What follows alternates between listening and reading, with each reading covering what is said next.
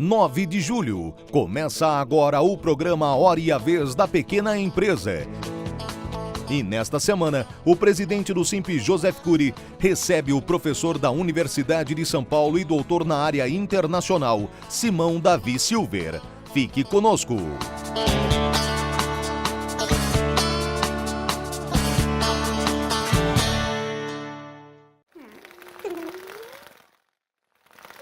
Acontece em São Paulo. Realizado pela Fundação OSESP, o 47º Festival de Inverno de Campos do Jordão começou na semana passada e vai até o dia 31 de julho. São mais de 80 espetáculos, entre concertos sinfônicos e de câmara. As apresentações, além de ocorrerem na cidade serrana, também acontecem na capital, na Sala São Paulo, com nomes das cenas nacional e internacional. A Sala São Paulo fica na Praça Júlio Prestes, número 16, no centro da cidade. Não deixe de prestigiar.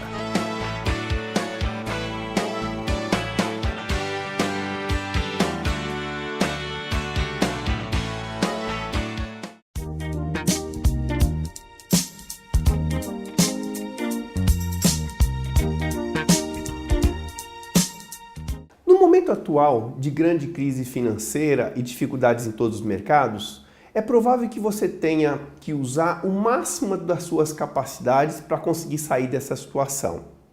Analisar cenários, entender oportunidades, entender de negócios são absolutamente fundamentais. Mas muitas vezes nós, numa equipe comercial, temos um vendedor, por exemplo, que a gente não gosta muito dele. Ele é desorganizado, muitas vezes chega atrasado em clientes, às vezes não faz os relatórios que a gente necessita. Só tem um problema, ele vende. E quando ele vende, ele passa a ser extremamente importante para a empresa. Logo, de alguma forma eu vou ter que aprender a lidar com ele ou a tolerá-lo. O fato é, em momentos como esse, você vai ter que utilizar, além da sua capacidade analítica de negócios, também a sua capacidade comportamental, se você quiser ser bem-sucedido.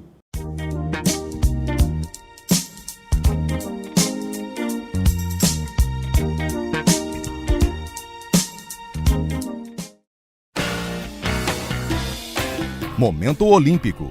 Você sabe em qual esporte o Brasil tem mais medalhas olímpicas? É no salto triplo. Foram ao todo 6 medalhas nesta prova. Os praticantes deste esporte são chamados de triplistas.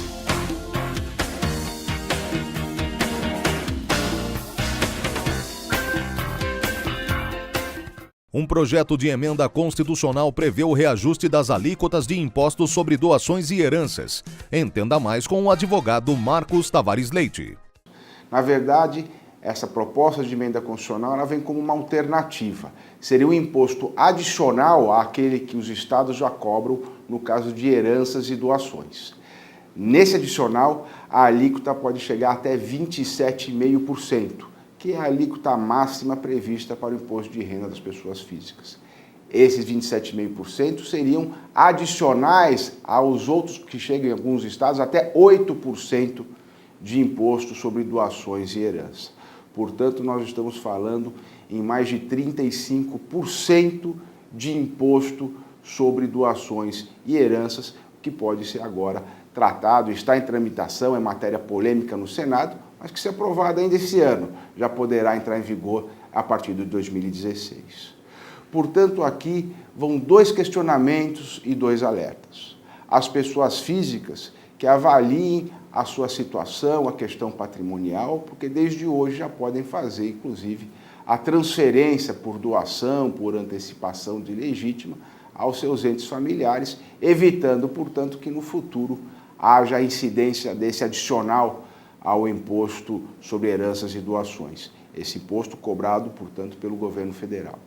E ao governo federal, Poder Legislativo e Poder Executivo, vai um outro alerta. O que está se propondo fazer diferente de outros países que criaram essa modalidade tributária e que se arrependeram, na verdade. Aqueles que não revogaram a disposição, não cancelaram esse tipo de tributação, estão tentando fazê-lo, porque gerou tamanha confusão, uma parafernália burocrática e um tamanho custo para as pessoas em geral, que simplesmente não conseguiram arrecadar aquilo que esperavam. Pelo contrário, houve queda de arrecadação em muitos setores, houve a desestimulação ao investimento e, inclusive, o incentivo à evasão de divisas. Muitos se desfizeram de seus bens para investir o seu dinheiro em outros assuntos, em outros negócios, inclusive em outros países. Portanto, vamos ver o que tem de diferente de se propor em relação àqueles países que adotaram essa medida e que ela deu absolutamente errado. E a você, pessoa física, podemos ver aí como trabalhar isso, se preparar, portanto, para esse novo tributo que chega a quase 30% do valor do patrimônio.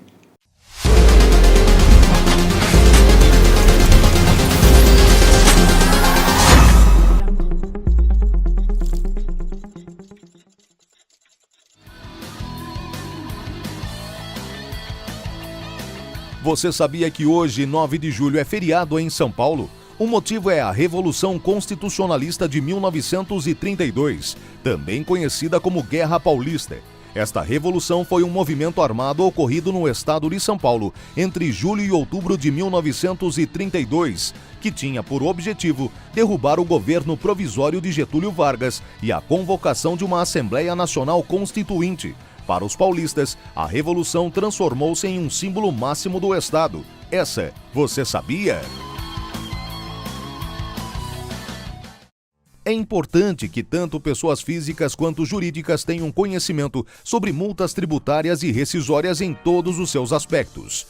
Uma dessas multas é bem conhecida pelas empresas e corresponde ao percentual de 50% aplicado sobre o saldo do fundo de garantia por tempo de serviço do empregado demitido sem justa causa. Tribunais de todo o país têm proferido decisões que reconhecem a inconstitucionalidade da aplicação de percentual superior a 40%. Isso significa que 10% dessa multa é passível de restituição pelas empresas que, eventualmente, já tenham realizado o seu pagamento.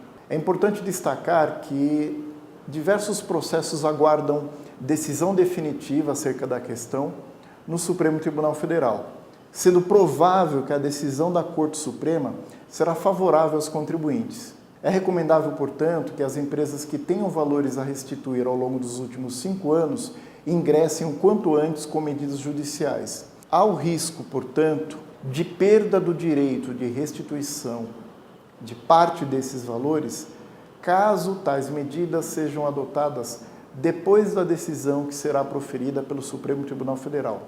Isso porque, referida Corte, pode impor um limite de tempo a ser restituído, e tal limite, portanto, será aplicável às empresas que iniciaram suas ações em data posterior à decisão do Supremo Tribunal Federal.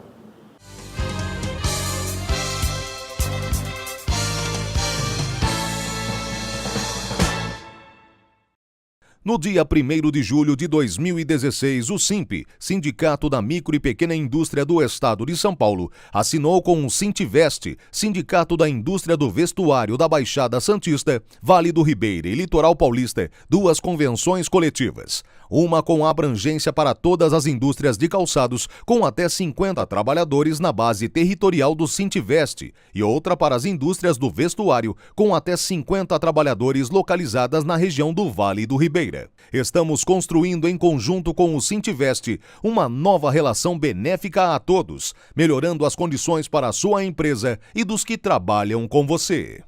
É importante que nós vamos assinar 2 convenções coletivas, uma para a área de confecções, indústria de confecções do Vale do Ribeira e outra de calçados de toda a nossa base territorial, que pega a Baixada Santista, Vale do Ribeira e Litoral Paulista, tanto o Litoral Norte como o Litoral Sul. Um avanço na relação capital-trabalho, o que viabiliza uma relação jurídica perfeita entre micro e pequeno empresário industrial e o Sintivest.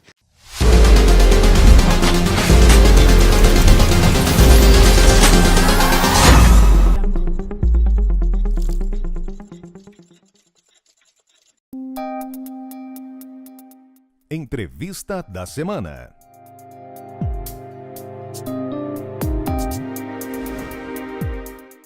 Nosso convidado de hoje é o professor Dr. Simão Davi Silber. Ele que é professor doutor da Universidade de São Paulo, com especialização e ênfase em economia internacional. É um prazer tê-lo conosco, professor. Muito obrigado, Curi.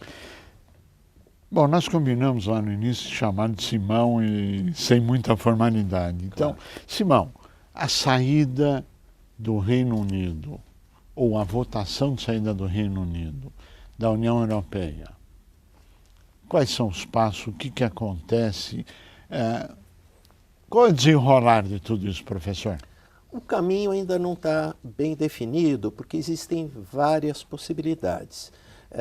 Eu vou dar dois exemplos bem distintos. Tem a saída à la Noruega. A Noruega não faz parte da União Europeia, mas tem vários acordos, centenas de acordos com a União Europeia. Portanto, o produto norueguês entra na União Europeia livre de qualquer imposto, sem aduana, sem nada. O custo. Qualquer europeu pode trabalhar na Noruega, livre movimentação dos europeus na Noruega. Então, pode acontecer isso de um extremo. O Reino Unido negocia uma saída lá na Noruega, em que continua com o livre comércio, bem integrado na União Europeia, tá certo? E o europeu pode morar no Reino Unido e quem mora no Reino Unido, quem nasceu no Reino Unido, pode morar em algum canto da União Europeia. Essa é a solução mais amigável. E a outra é bem litigiosa, ou seja, tem uma separação, o Reino Unido se separa totalmente da União Europeia e o produto europeu ele vai ter muita dificuldade, porque vai passar por aduana, burocracia, e vai ter que pagar imposto de importação para entrar na União Europeia. Então, existem várias possibilidades, não está definida ainda qual vai ser a possibilidade, mas eu diria que no curto prazo, o setor que é o candidato natural a perder mais saindo da União Europeia é o setor financeiro, porque Londres é o centro financeiro mais importante do mundo. Bem, se nós podemos analisar até agora o que o senhor colocou, a grande palavra é indefinição. Sem dúvida alguma, é uma grande indefinição. Deixa eu só complementar. Por favor. O que os cidadãos, os eleitores do Reino Unido fizeram foi um salto no escuro.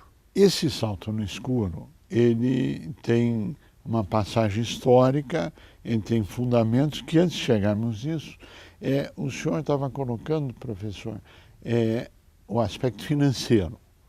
Por que o aspecto financeiro é o mais importante? A Inglaterra é o maior centro econômico do mundo hoje e as suas decorrências, por favor. Então, por ser um centro de captação de recursos financeiros do mundo todo, inclusive da própria Europa, e tendo, vamos chamar assim, um passaporte europeu, o banco que está instalado na Inglaterra, ele não precisa ter filiais na Europa continental, porque ele é um banco europeu. Saindo do Reino Unido da União Europeia, tá, ele deixa de ser europeu, portanto, uma parte do sistema financeiro inglês, que é o mais importante hoje no mundo, ele vai ter que desembarcar no continente e colocar filiais, porque os clientes estão na Alemanha, na França, em Luxemburgo, e assim, na Bélgica e assim sucessivamente. O maior impacto, num primeiro momento, é o setor financeiro. Se a saída for litigiosa. Se for lá na Noruega, não. Você pode ficar com status europeu, mas tem que negociar muito. São vários tratados. A União Europeia não tem até hoje ninguém que saiu. Então, o Reino Unido é um protótipo, é um experimento que ninguém sabe qual o resultado final, porque ninguém negociou saída, só se negociou entrada. Agora, o senhor estava colocando, professor, que, na verdade, isso ainda tem que passar pelo parlamento inglês. E o parlamento pode dizer, eu aceito a votação ou não aceito, é obrigatório. Por favor, professor. Bom, é isso mesmo. O plebiscito que ocorreu no dia 23 de junho no Reino Unido, ele é indicativo, ele não é mandatório. Ele tem que ser aprovado pelo parlamento do Reino Unido. Ou seja, o parlamento pode dizer, Não. sairemos ou não sairemos da União Europeia? Pode. A probabilidade de dizer não é muito pequena, mas não é descartável. Nós estamos pisando em ovos nesse instante, não dá para a gente ter uma posição muito enfática, porque uma posição muito enfática pode levar a erros, porque a gente não sabe direito o que está acontecendo. Eu diria o seguinte, nem quem votou na Inglaterra, no Reino Unido, sabe direito o que fez.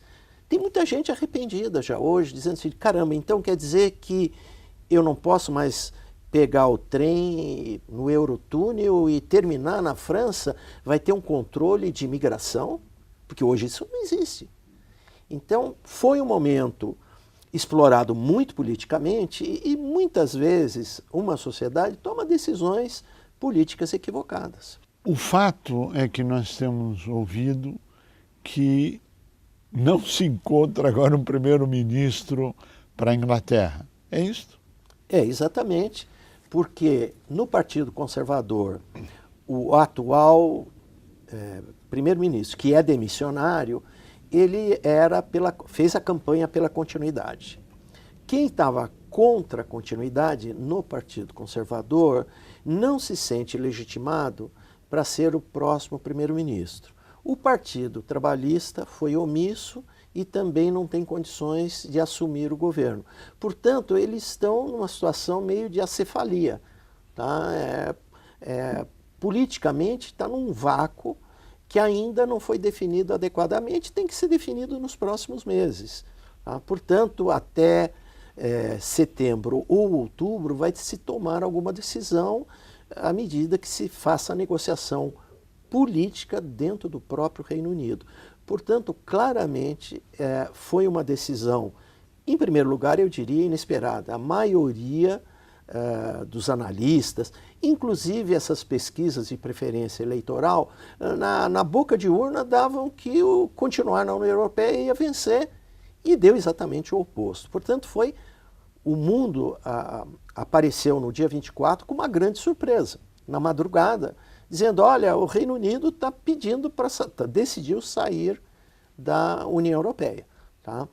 E existem várias portas de saída, tá? E ninguém sabe direito como que vai ser essa negociação até esse instante. Simão, você diria que hoje o Reino Unido está desunido?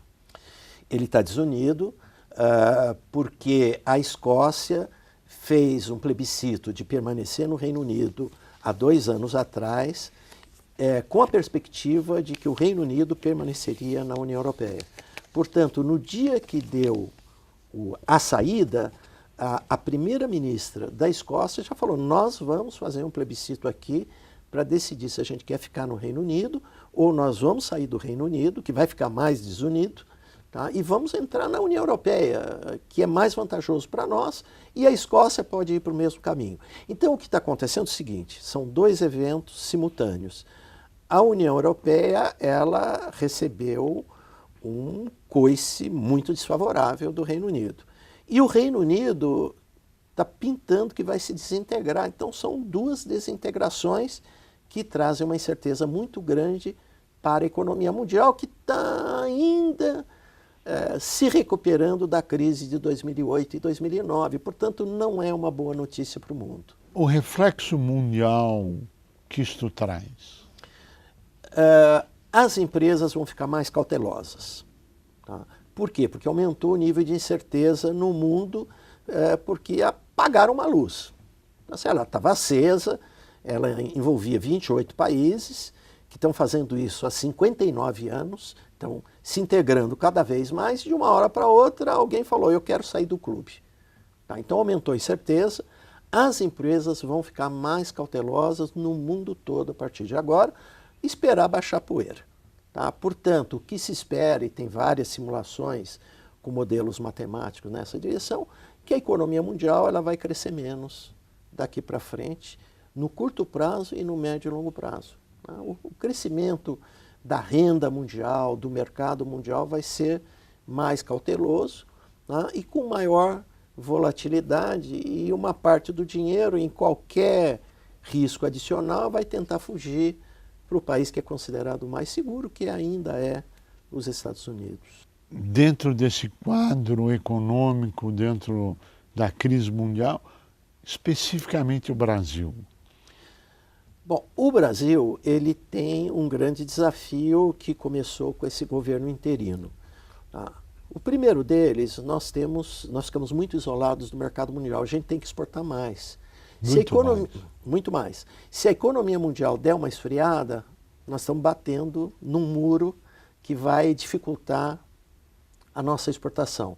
Então, eu diria o seguinte, em primeiro lugar, para exportar ficou um pouco mais difícil a partir de agora, porque para começar nós íamos negociar um acordo de livre comércio com a União Europeia, agora a gente tem que negociar com a União Europeia e com o Reino Unido. Já duplicou a negociação, para começar a história. Tá?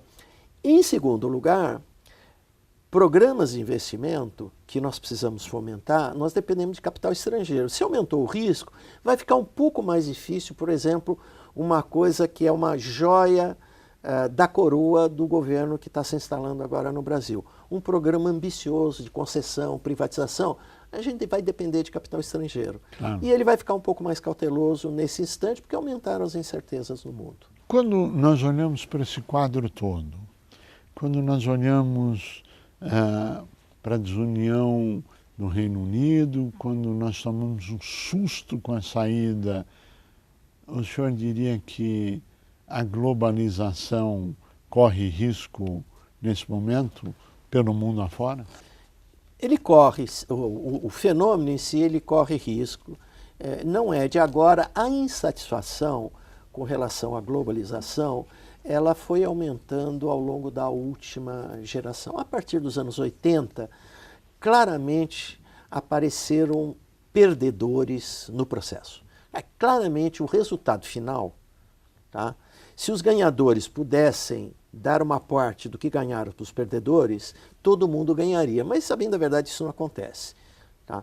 Portanto, quem foi mais afluente, quem se inseriu mais no mercado internacional, quem teve mais acesso à tecnologia para defender a sua competitividade, né, inovou mais, foi um ganhador líquido.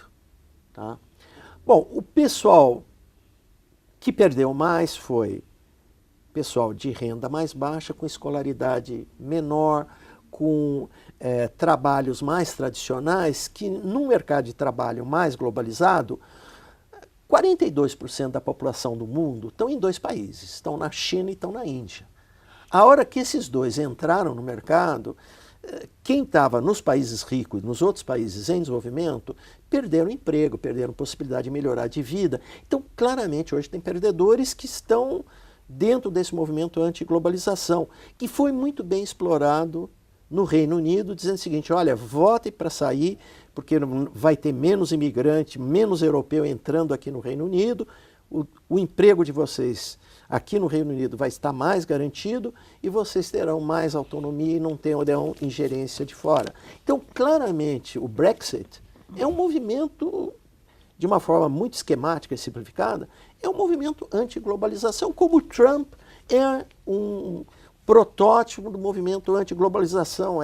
Vamos construir muralhas, vamos evitar a entrada de imigrantes, vamos proteger a produção americana da concorrência chinesa. Então, tudo isso o que é? É um discurso anti-globalização.